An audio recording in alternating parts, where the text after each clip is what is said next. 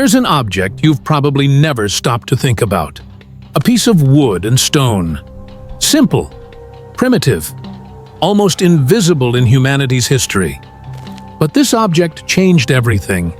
It transformed starving nomads into civilization builders. It allowed families to stop running, children to grow up in the same place they were born, elders to die surrounded by their own. This object is the hoe.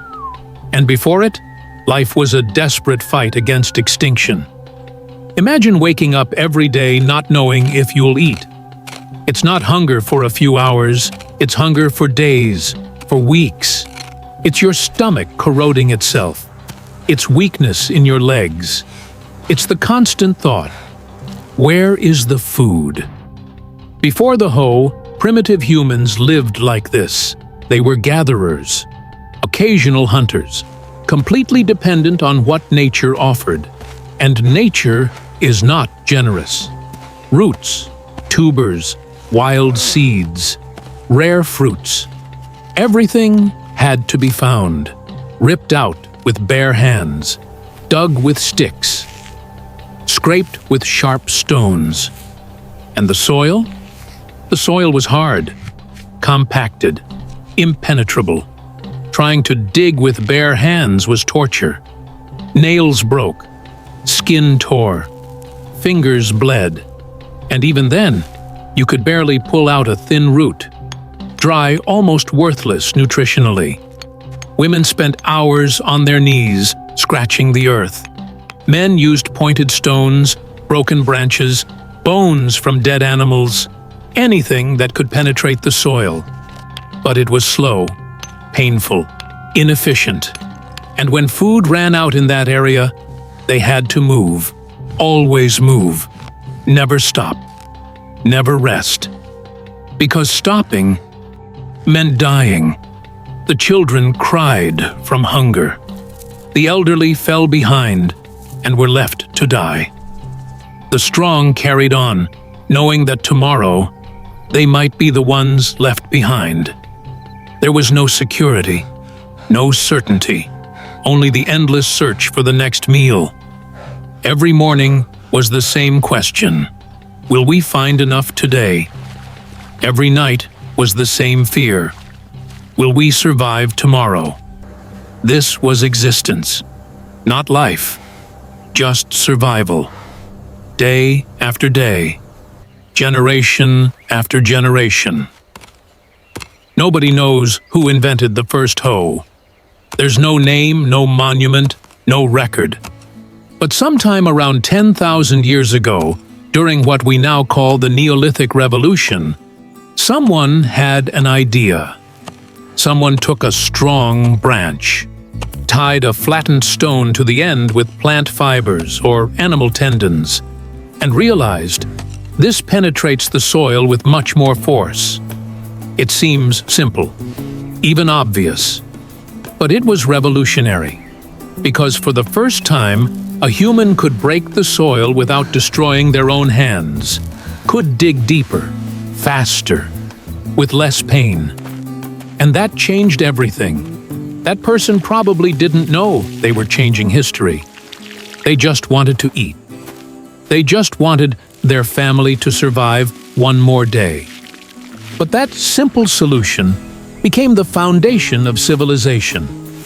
With the hoe, something impossible became possible: planting. Before, humans only collected what grew naturally. But now, they could prepare the soil, loosen the earth, create furrows, bury seeds intentionally.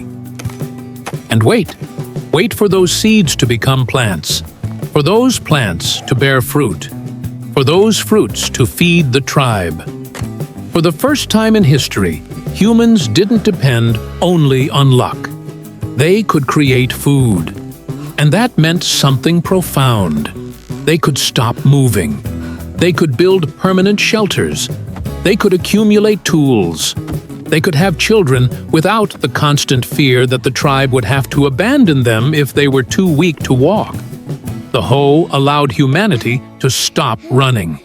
And when you stop running, you start building. Fields appeared, small at first, just patches of loosened earth where seeds were planted. But those patches grew, became gardens, became farms. And around those farms, something new emerged. Homes that lasted more than a season. Walls made of mud and stone. Roofs made of branches and grass. Places where families could return every night. Places where children could play without fear of being left behind. This was sedentarization. The moment humanity stopped being nomadic and became settled. And it all started with the hoe. Let's compare two lives, two realities, separated by a single invention. Before the hoe, you wake up hungry, walk for hours searching for food, find some roots, scratch the soil until your fingers bleed, manage to pull out 3 small tubers, return to the group, share with 8 people. Each person eats a piece the size of a finger. Still hungry. Sleep hungry. Wake up hungry. Repeat. Every day is survival. Every day is uncertainty. Every day, someone in the tribe is too weak to continue. After the hoe, you wake up. Go to the field you prepared months ago. Use the hoe to loosen the earth around the plants. Pull out large, fat, cultivated tubers. Harvest enough to feed the tribe for days. Return. Eat until satisfied. Store the rest. Sleep peacefully. The difference isn't just in the amount of food. It's in security, in predictability, in hope. For the first time, humans could plan for the future. They could think beyond today, beyond tomorrow. They could imagine next season, next year. And that changed how humans thought about everything. Time became different. Before, there was only now, the present moment, the immediate need. But with agriculture came seasons: planting season, growing season, harvest season, winter. Humans had to think ahead, had to plan, had to save. And that created a new kind of intelligence, a new way of thinking. But the hoe didn't only bring benefits. It brought work, constant work, repetitive, exhausting. Dig, plant, water, harvest, repeat, every day, every season. The bones of the first farmers show this. Archaeologists have found skeletons with extreme wear on the backs, knees, shoulders, signs of intense and repetitive physical labor. The hoe freed humanity from unpredictable hunger, but chained it to the soil. Before agriculture, humans worked when they needed to. Hunt, gather, rest, move. But farming demanded constant attention. The field couldn't be abandoned. The crops needed care. Weeds had to be removed. Soil had to be turned. Life became harder in some ways. More predictable, yes, but also more demanding. And with agriculture came something new: property. Before, nobody owned anything. Everything was shared. Everything was temporary. But now, that field was yours. That harvest was yours. And if someone tried to take it, you defended it. The hoe created civilization, but it also created conflict, territory, ownership, the concept of mine versus yours. Boundaries appeared, markers in the ground. This land belongs to this family. That land belongs to that family. And when boundaries exist, disputes arise. The hoe didn't just create agriculture, it created surplus. For the first time in human history, people could produce more food than they immediately needed. And surplus changes everything.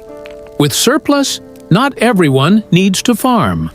Some people can specialize, make pottery, weave cloth, create better tools. Trade begins. One village has extra grain. Another has extra fish. They exchange. Hierarchies form. Someone needs to organize the surplus, distribute it, protect it. Leaders emerge, then priests, then warriors, and suddenly you have society, all because of a stick with a stone tied to it. The hoe enabled stable food production. Stable food production enabled sedentarization. Sedentarization enabled population growth. Population growth enabled specialization. Specialization enabled culture, art, religion, law. Everything traces back to that moment when someone first broke the soil with a primitive hoe. Think about it. Before the hoe, human groups were small. Maybe 20 people, maybe 50, because that's all the land could support when you're just gathering. But with agriculture, groups could grow. Hundreds of people, then thousands. And when thousands of people live together, you need organization. You need rules. You need someone to settle disputes. You need government. The hoe became more than a tool. It became a symbol of work, of dignity, of survival. In almost every ancient culture, the hoe appears.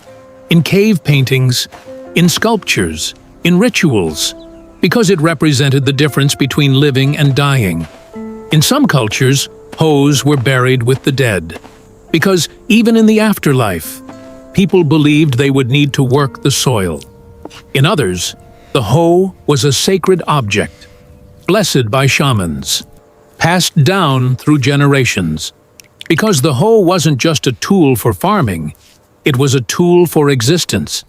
And even today, in remote regions of the world, people still use primitive hoes, made of wood and stone, exactly like 10,000 years ago. Because technology may advance, but the human need to dig the soil, to plant, to harvest, that need never changes.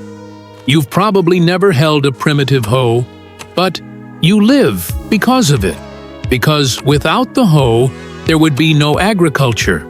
Without agriculture, there would be no villages. Without villages, there would be no cities. Without cities, there would be no civilization. Everything you know started with a piece of wood and a tied stone. Your home, your job, your education, your entertainment. All of it exists because 10,000 years ago, someone invented a way to break the soil more efficiently. And that makes us think, how many other invisible inventions sustain our lives today? How many simple, forgotten, ignored objects are actually pillars of our existence? The hoe teaches us a lesson. Sometimes the greatest revolutions don't come from complex technologies. They come from simple solutions to ancient problems. A hungry person, desperate, created something. And that something changed the trajectory of the entire human species. We celebrate inventors, scientists, kings, conquerors. But we don't celebrate the person who invented the hoe. We don't even know their name. Yet their invention is more important than almost any other in human history. More important than the wheel. More important than writing. More important than metal. Because without the hoe, none of those other inventions would have mattered. You can't invent the wheel if you're starving. You can't develop writing if your entire life is spent searching for food. You can't smelt metal if you don't have a stable community. The hoe came first. It created the stability that allowed everything else to exist. And yet, it remains invisible, forgotten, taken for granted. When was the last time you thought about where your food comes from? Not the supermarket, not the farm, but the very first moment when humans learned to create food instead of just finding it. That moment was the hoe. The hoe wasn't invented by a genius. It was invented by someone desperate, someone hungry, someone who needed a solution. And that solution changed the fate of the human species.